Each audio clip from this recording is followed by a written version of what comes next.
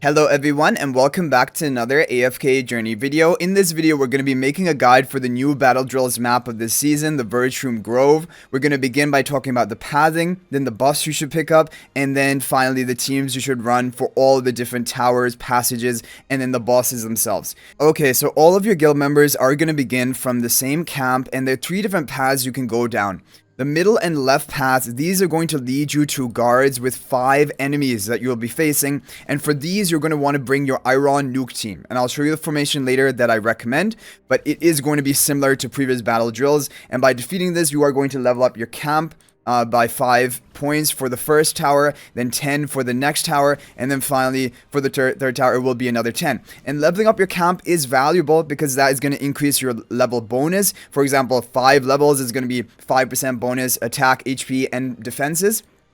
The other advantage of it is going to unlock more slots for you to deploy heroes and to gain that initial stamina, and so that is why getting your camp level up is important. Now the right side is going to be passages, 24 guards, also called passages. Immediately after you clear these 24 passages, you're going to unlock this stronghold. You do not have to fight here. This is not actually a boss. It's just a statue that you will acquire. And then following that, if you clear another 30 passages, you will unlock another stronghold. The advantage of unlocking these two are you're going to gain that camp level rewards, plus 5 and then plus 15. That is 20 in total. So 20% bonus stats. Also increases your hero slots to slot in.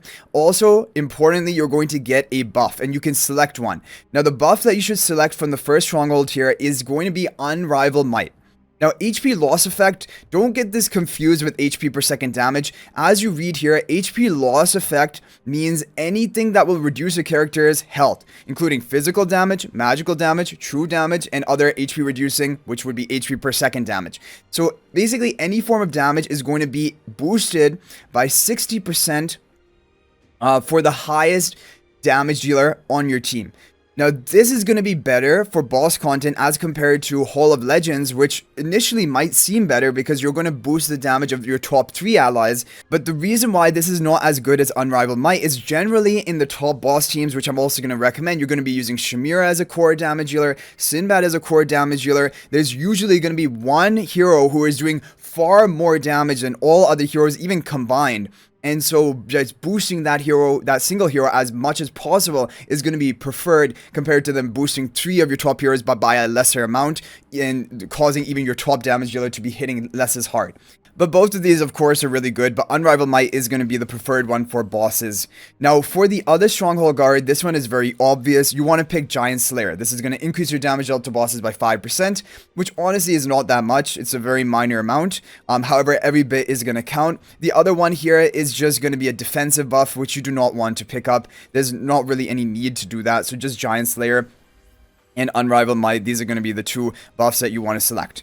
Now the question is, for the pathing, do you want to begin going down the left and middle paths, or do you want to begin on the right side? You can go through all 3. In my opinion, you can go, like, one guild member can go left, one can go right. That is fine right from the beginning. But do not attack these mini bosses. So you're going to have these 2 mini bosses. One is going to be the Abyssal Penitent, and one is going to be the Abyssal Reaper. Now, because these are mini bosses, they're going to be strong. And so before you attack them, you definitely want to acquire your 2 different buffs, one of them being Unrivaled Might from the first stronghold here, and one also being the Giant Slayer. Then you can begin attacking the mini bosses. So you can clear these left and middle strongholds, and I think this can give you, like, rapidly increase your camp level to allow you to slot in more heroes and also increase your stat bonuses from that.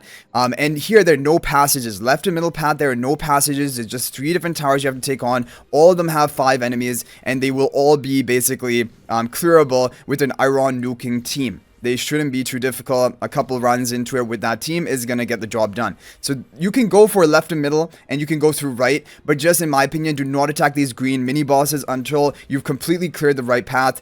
And in total, that is 54 passages which need to be cleared, which means that it wouldn't be a bad idea for you to lock in some passage clearing heroes along with your Iron Nuke team to handle these strongholds in the left and middle. Okay, so that is basically the pathing. Those are the buffs. Let's go ahead and go over the teams. So from some testing, which was done, I believe, on the Pioneer server, I'm going to show you two teams which were come up with by Soburn, and these have been tried and tested. These are going to do really well for you. So definitely, these are the recommended boss teams. So let's get right into the boss teams, then we can talk about the other teams. So here is going to be a Shimira damage healer boss team with OD as another damage dealer along with you, both using the Elder Bow spell because that increases range damage dealt to the opponent. Twins are going to be buffing up Shimira, Mikola with the attack buff buffing up Shimira, and then finally Smokey is going to be healing and also providing attack buff for your team.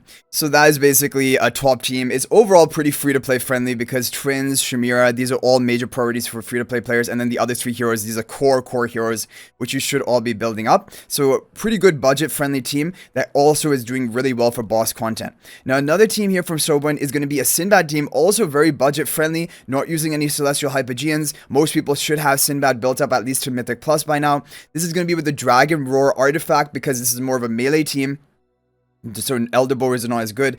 Kruger is going to provide physical defense debuff. Hugin is going to shield and protect your team. Shakira is going to give you the attack buff from his Lupine's aura if he's plus 10 exclusive equipment.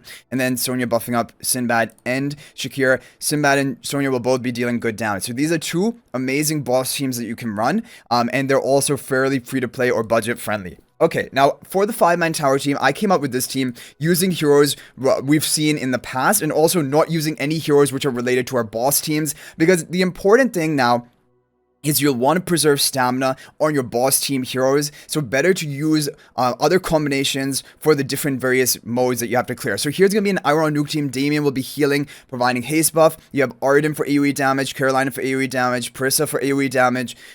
This team, you can run probably actually Elder Bow spell would be better for this one. Let me just go ahead and change that. I thought Dragon Roar does seem really good, so maybe some testing needs to be done, but most likely there's a team where Elder Bow is going to be shining, because it is mostly a range damage team from Parissa, Carolina, and Arden. And Damien will heal and provide the haste buff, so you should be safe, and Iron will crowd control. So this is for those middle and left path towers before making it to the pause. So there are 3 different towers on that path, and they all have 5 enemies. So you're going to want to bring this team out and shred through them, basically.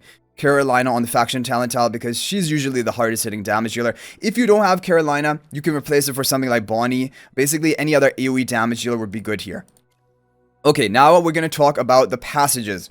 So for passages, the key thing is you only want to deploy 3 heroes because as a minimum you're allowed to deploy, and by deploying only 3 heroes you'll basically be able to do more passage runs as compared to deploying a full team of 5 heroes.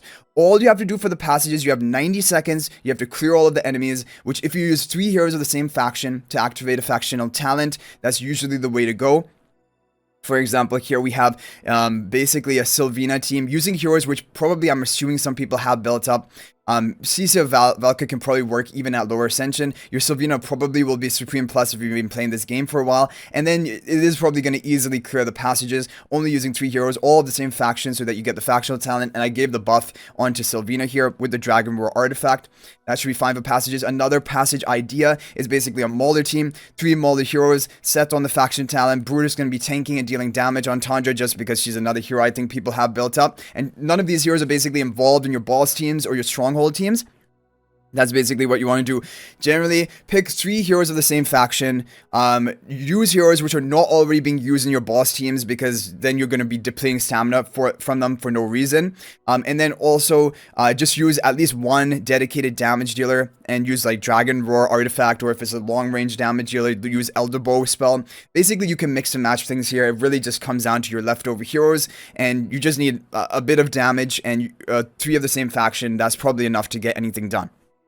Now, the final thing I have here, I came up kind of like with a team. So basically, because you know you want to have 3 boss teams. So I wanted to come up with like a free-to-play-ish sort of final 3rd boss team using leftover heroes. Because in the end, you're going to need to have that. So if you're using the Shimira team, you're using the Sinbad team, I was like, okay, what heroes do we have left over? We can put together a wilder team. So basically, this team... Bonnie was not being used, and Bonnie is pretty good for damage, and also she increases magical damage dealt by your team, which doesn't help as much because it's just Lily May here, who's another magical damage dealer.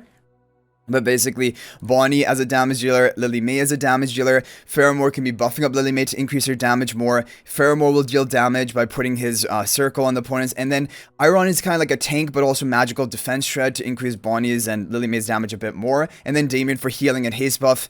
Basically, it's just kind of like throwing together generally good damage dealers for Dream Realm content with leftover options. And I think this would do pretty fine for the bosses and is overall pretty free to play friendly. So you can run basically something like this, but definitely other options which I didn't even put together here. You can try things like Merrily. She can be a good damage dealer. So Merrily, Corrin, and one other Lightbearer hero, for example. That can be fine.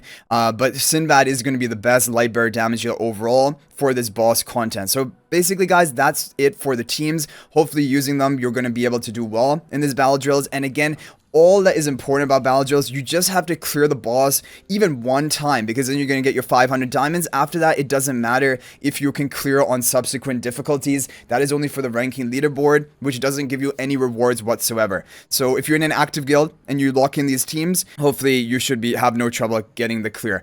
So good luck in battle drills. If there's any other information or tips you have, feel free to share them in the comment section. I would appreciate that. And if you're not always subscribed to our YouTube channel, please smash that subscribe button. Also, feel free to join my AFK Journey Discord server. There's a link to that in the description of this video. And finally, if you're thinking about making a purchase in AFK Journey, please use my affiliate link for the official Farlight store. There's a link to that in the description of this video and a pinned comment. This is the best way you can support me at no extra cost to you. So thanks for watching. I'll hopefully see you in the next video. And until then, everyone, peace out for now.